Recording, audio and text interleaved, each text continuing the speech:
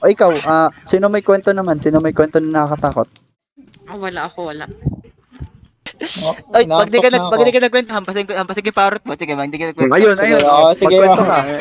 Magkwento ka. Hampasin ko yan. Pag di ka nagkwento, hampasin lang yung parrot mo. Sige. May isang magandang babae.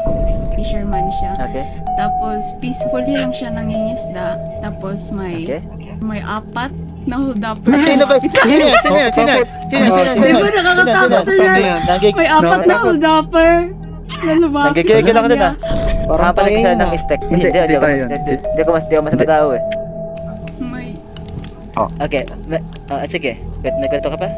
Ano yung kwento mo pa? May papalapit. Ay! Ala! Ay, bakit kayo pumasok? Ikaw. Ala!